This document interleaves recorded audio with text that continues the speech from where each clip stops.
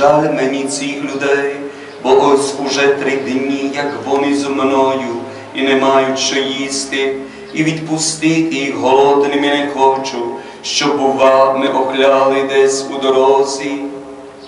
Кажуть до нього учні: де нам узяти стільки хліба в пустині, щоб нагодувати стільки люду? Ісус спитав їх: скільки у вас хлібів? 7, кажуть, і кілька риб.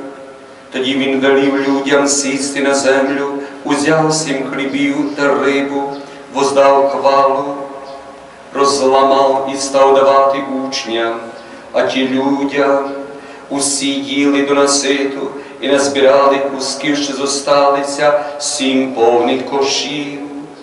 Тих же, що їли, було яких 4000 чоловік, окрім жінок та дітей. І відпустивши народ, Ісус сів до човна і прибув у сторони Магдалинській. Слава